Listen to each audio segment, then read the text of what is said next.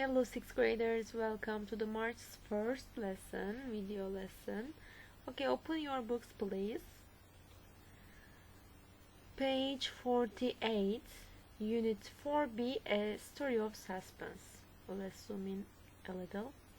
We talked about the scary things, scary films, and then later we continued with the story here, part 1. We listened and answered the questions. Track 27, page 48. Exercise 2. The Mystery of the House on the Mountain. Part 1. It was winter, and we were all happily driving along in my dad's old van. Every holiday, my family and I choose somewhere different to visit. We travel and sleep in the van. It's usually great fun, but this time was different. This year, my dad chose a village in the mountains that no one knew.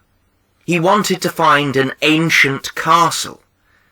We were carefully driving up the mountain on an empty road through some dark trees. Everyone was eating snacks, listening to music and singing loudly. All of a sudden, we stopped. "Oh no! Is something wrong with the van?" asked my brother Sam nervously. "It's getting dark and we're in the middle of nowhere." Dad quickly jumped out to look for the problem. "I'm sure it's nothing. I'll fix it," he said confidently. We found the torches and we all got out to help. After half an hour, Dad gave up. "I can't find anything wrong with it," he told us worriedly. And for the first part, describe what you can see in the photo. Let's see the answers. There is a dark country road. There are dark trees on both sides of the road. It looks cold, wet and lonely. It is hard to see far ahead. A car or van's headlights can be seen through the mist, but there is no one else around. Okay, now we listen to the part 1 of the story, and now we will answer the questions. Who is the story about? Where were they? The story is about narrator or storyteller and his family, father and brother Sam. Where were they? They were driving in the mountains. And after we continued with the part 2 of the story, now let's listen again. Track 28, page 48. Exercise 3. Part 2. "Okay," I said. "We mustn't panic. Does anyone have a mobile phone signal?" But nobody did. "Well, let's go and find help," said Mum. "Someone must live near here." Everyone started slowly walking up the road. It was dark by now, and the moon was behind black clouds. Suddenly, Dad called, "I think I can see something over there. It looks like a house or hotel. Let's go and see if we can find someone to help us." Through the trees, we could see a pair of huge iron gates. We pushed them open with difficulty, and they moved noisily. We walked up the path to the tall, dark building. There weren't any lights in any of the big windows. It was a bit scary. I had butterflies in my stomach. Dad went up to the heavy wooden door and knocked on it. "Hello? Is there anybody in?" he called. There was no answer, but we saw that the door was open. "That's strange," said Sam. "I really don't like it." Sam doesn't have nerves of steel. "It'll be fine," said Dad. "Come on." So we went inside. And after this part, we answered the questions of part 2. What do they find? They find a pair of huge iron gates and building up the path. What did the building look like? It was a tall, dark building. Who wanted to go in? Dad. Who didn't want to go in? Sam. Okay, now we can pass to the next. And before listening to the part 3, we discussed about us, what can be next. And now you can guess it again. Listen and Track let's 29, learn. page 48. Exercise 4.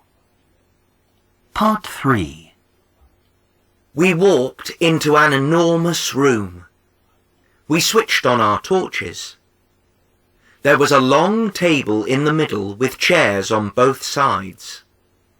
There were tall bookshelves on each wall and lots of books. Everything looked very old. "Hello? Is anybody here?" Dad called again. "I don't think anybody lives here." "What is this place?" asked Mum. "Look at these books," I said. "They're amazing. In this corner there are lots of ghost stories, mystery stories and fantasies. I'd like to read some of these." "Yes, me too," said Dad. "Look here. This is a very old magic book. Do you think it's real?" "I don't know," I answered. "And this book is about the ancient castle. It looks really scary." "I don't like this place," whispered Sam. "It's creepy, and nobody is here to help us. Let's go." The rain started to fall heavily outside. Then we heard the sound of thunder. "Oh no, that's all we need," said Sam worriedly. Suddenly, we jumped out of our skin. There was a loud noise behind us. It was coming from the next room. From a dark corner, a tall, very thin man appeared. His face was white like a ghost. His eyes were small and black, and he was staring at us. He opened his mouth, and no words came out. We were terrified.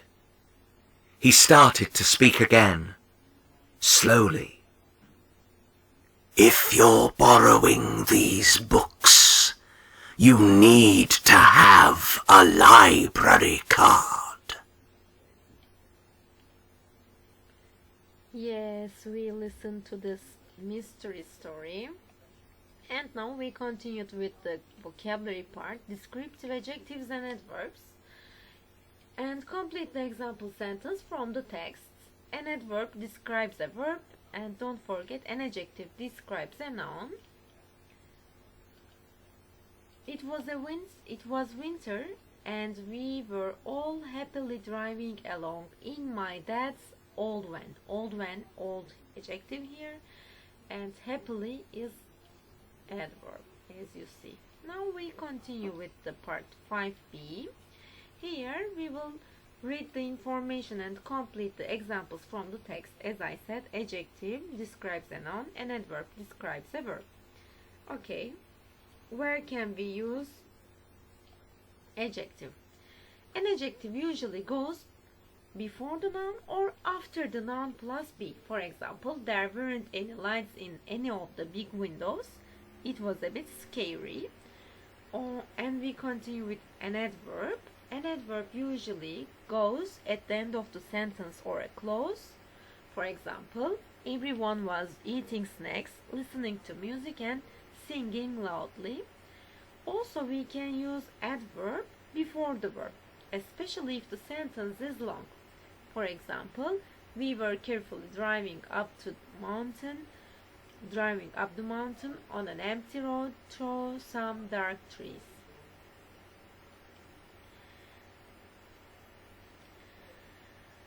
For For the C part, look at the adjectives and adverbs in the story. Where are they in the sentences? Shortly we can show them. Ancient castle, empty road, dark trees, huge iron gates, heavy wooden door. It was open, that's strange. And adverbs. Asked my brother Sam nervously. Quickly jumps. He said confidently. He told us worriedly. Started slowly. Noisily walking after moved noisily, sorry. Okay, and we continue with the workbook. Workbook page 36. Here we will make adverbs from the adjectives. Let's see them. Quite quietly. The rule, how was it? We generally add ly to the adjective. Quite, quietly, terrible, terribly, sleepy, sleepily, hard, hardly, slow, slowly, nice, nicely, careful, carefully, happy, happily, annoying, annoyingly, fantastic, fantastically. Don't forget before y, if there is consonant, y goes and we add ly. And fantastically, this is another exception. For part B, we will complete the table with adjectives and adverbs from this exercise A. He was a nice man who always helped people. Oh, thank you, that's amazing, she said happily. The boy cycled carefully on his bike. He didn't want to have an accident. This is a terrible book, I can't understand it. I'm really very tired, she said sleepily. I have to go to bed. You can add more examples. This is just an suggested answers for you. Okay, now we continue with the next part. Here we will make new sentences with the underlined noun. 1. The guitarist played a song. The second sentence, the nervous guitarist played a beautiful song. Here we describe the nouns guitarist and song with nervous and beautiful adjectives. The brave hero fought the terrible monster. 3. The amazing adventurer climbed the dangerous mountain. 4. The brave princess escaped from the scary magician. 5. The tropical bird flew into the colorful garden. And now, for the part 3, we will complete the sentences again with adjectives and adverbs. Tom is careful boy. He climbed up the ladder carefully. 2. Daniela sings well. She is such a good singer. 3. He is a fantastic actor. He acted fantastically in that film. 4. My brother has bought a fast car and my mom thinks he drives too fast. Don't forget adjective and adverb of fast, it's the same, fast, fast. 5. That bird is beautiful and sings beautifully. My sister is a quiet child. She does everything very quietly. And for the part 4, here we will write our own poem by looking at the box here. Okay, now I will write mine. You can write yours also. Okay, now let's write them. Life is best if you laugh. Okay, if you laugh awesomely. Run brilliantly. Work calmly. Dance crazily. Smile beautifully.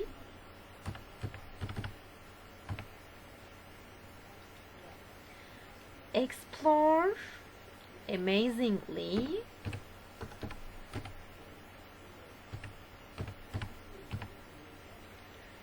And live enthusiastically.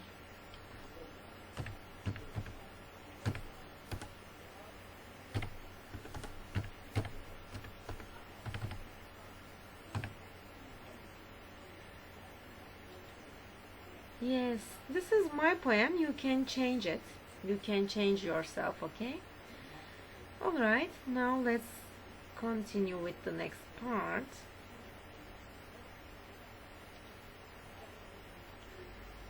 And now we continue with the student's book. On page 49, student's book on page 49, we continue with the grammar part.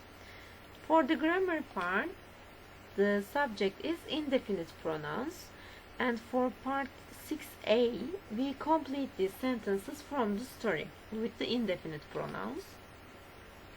Every holiday, my family and I choose somewhere different to visit. This year, Dad chose a village in the mountains that no one knew. Okay, now we complete the table with the indefinite pronouns.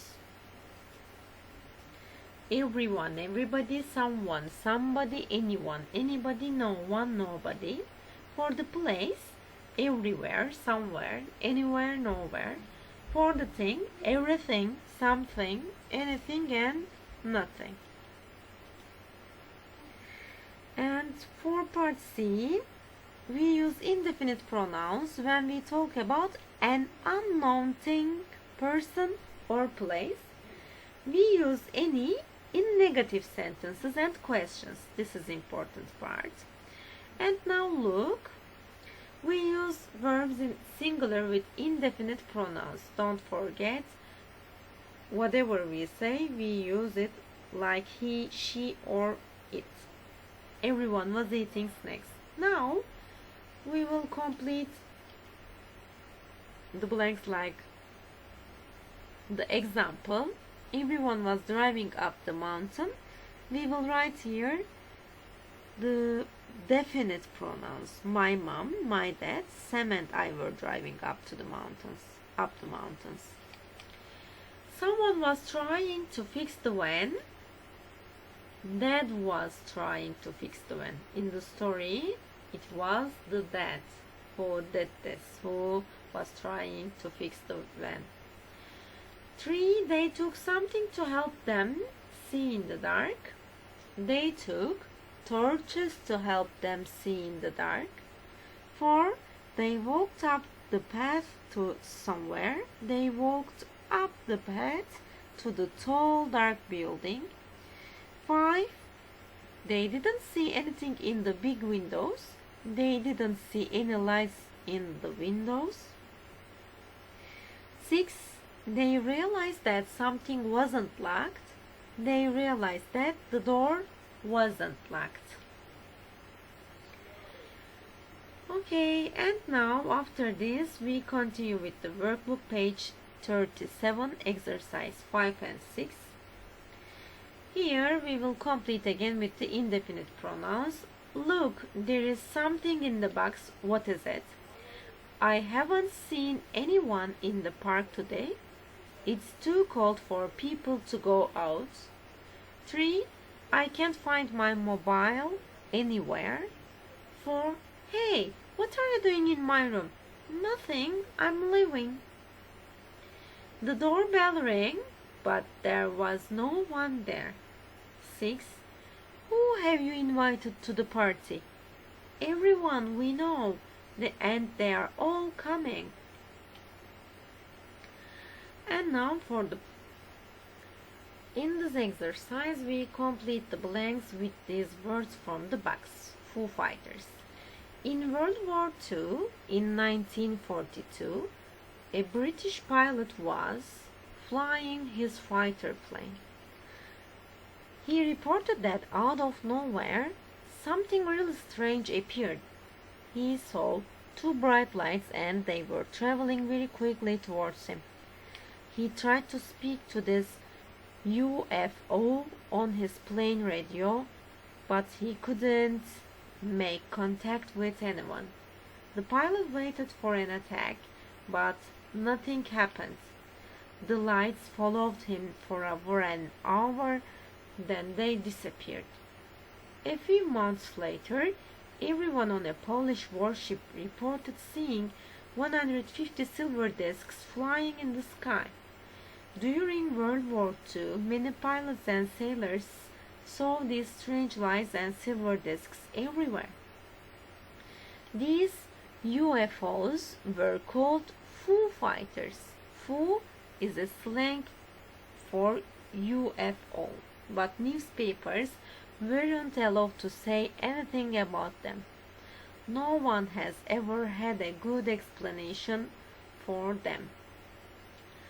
And now we turn back to student's book. Here we pass speaking part. Complete the sentences with the correct words.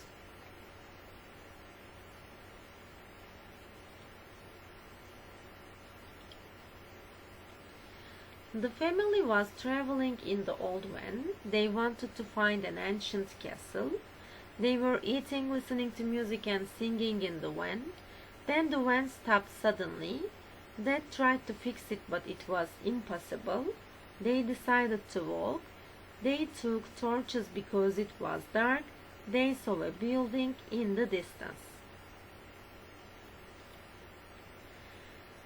And now we can pass this part. We played it, we did it. And now writing part. For the writing part, you can tell a story by answering these questions. Okay, you can look at them on your books. And now workbook, page 37, exercise 7. Now you will look at the picture and write the answers to the questions. You will use your imagination. Okay, this is just my answer. Okay, you can write your ideas there. Wait a bit, let's write.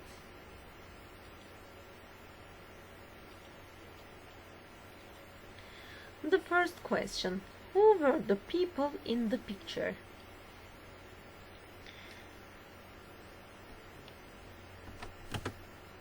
A girl,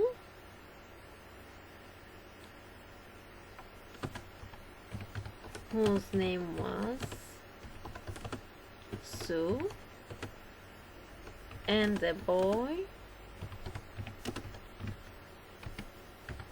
whose name was Jack.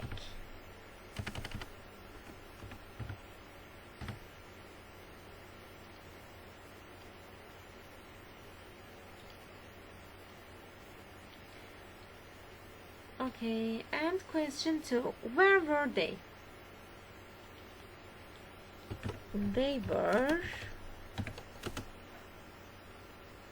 by the seaside.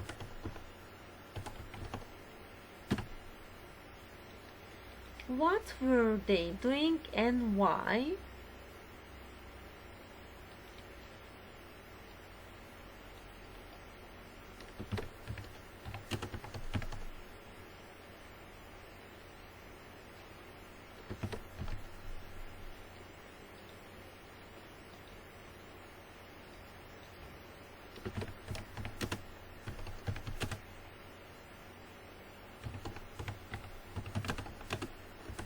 They were making a sand castle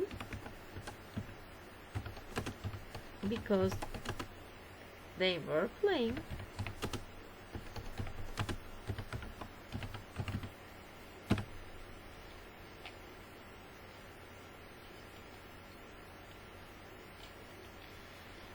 Who or what was in the cave?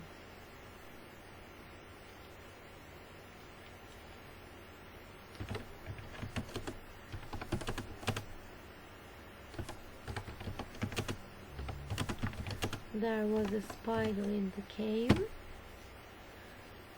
What happened next?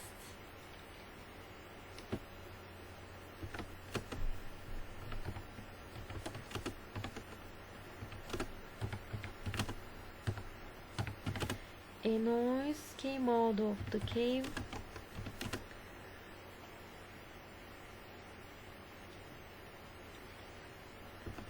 And they went in.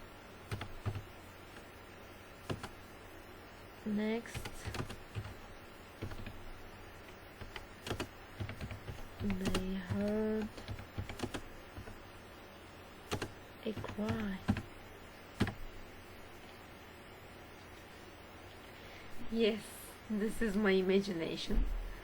I don't know, you can change it as I said.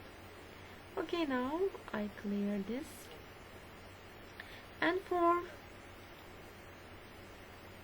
part B, we will complete the text about the picture. Compare your ideas. Sumant, his big sister Holly were on holiday by the sea. It was a cold Easter and the weather was windy and wet, but they loved playing on the beach. In any weather, Sam was digging on the beach as usual. I don't think I'm going to find any treasure today, he said sadly. Hey, what's that shiny thing in the sand? Said Holly. It looks like an expensive necklace. Treasure! Shouted Sam excitedly. And he picked it up. Come on, it's going to rain heavily soon, his sister replied worriedly. Let's wait in that cave, said Holly. Sam said, No, I think there's a man in there. I don't like it. Let's go. Then suddenly the man appeared. You found my wife's necklace, he said. Here is 10 euros, thank you. And so Sam and Holly got some treasure after all. Okay, for this week we finished the exercises. Take care and have a nice weekend. Goodbye. See you next time.